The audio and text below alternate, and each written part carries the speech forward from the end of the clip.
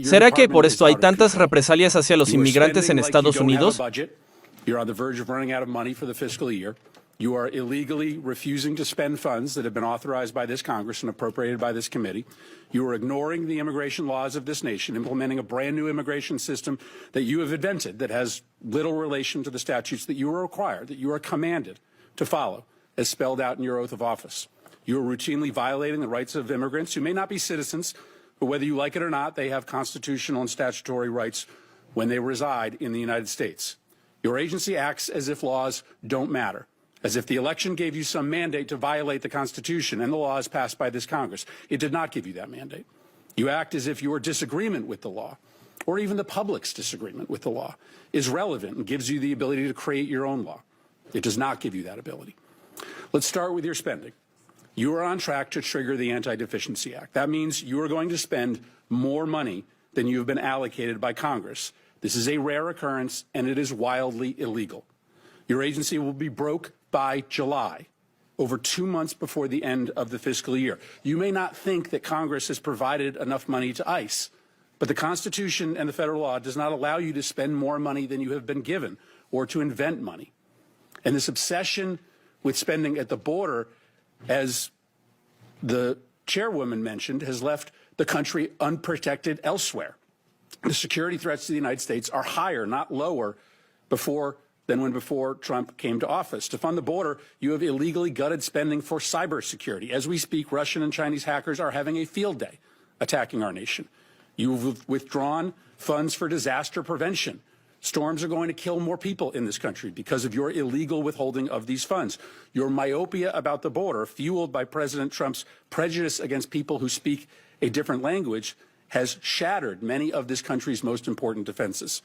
Now let's talk about the impoundments.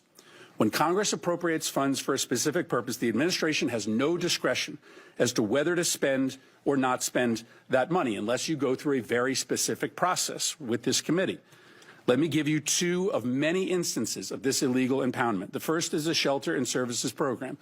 Senator Britt may want to zero that account out, but that account is funded, and it was funded in a bipartisan way. You don't like the program. Your policy is to treat migrants badly. I think that's abhorrent, but it doesn't matter that you don't like the program. You cannot cancel spending in this program, and you cannot use the funds as you have to fund other things, like ICE. You have also canceled citizenship and integration grants, which help lawful permanent residents become citizens, helping them take the citizenship test.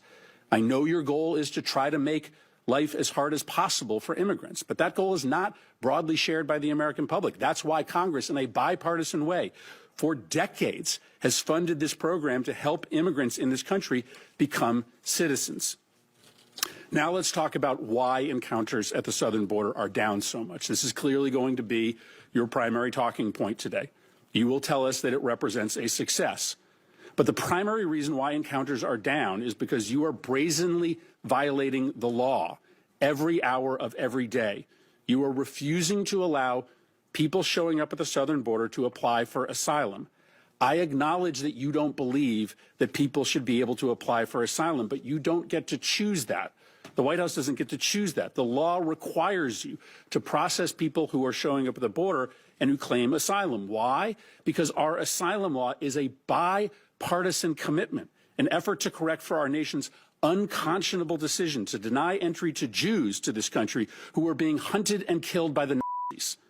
Our nation, Republicans and Democrats, decided, wrote it into law, that we would not repeat that horror ever again, and thus we would allow for people who were fleeing terror and torture to come here, arrive at the border, and make a case for asylum. Finally, let's talk about these disappearances. In an autocratic society, people who the regime does not like are people who are protesting the regime. They are just often picked up off the street, spirited away, sometimes to open-ended detention, sometimes they're never seen again. What you are doing, both to individuals who have legal rights to stay here, like Kilmar Abrego Garcia, or students who are just protesting Trump's policies, is immoral. And to follow the theme, it is illegal. You have no right to deport a student visa holder with no due process simply because they have spoken in a way that offends the president. You can't remove migrants who a court has given humanitarian protection from removal. Now, Reports suggest that you are planning to remove immigrants with no due process and send them to prisons in Libya. Libya is in the middle of a civil war. It is subject to a level 4 travel advisory, meaning we tell American citizens never to travel to Libya. We don't have an embassy there because it is not safe for our diplomats. Sending migrants with pending asylum claims into a war zone just because it's cruel is so deeply disturbing.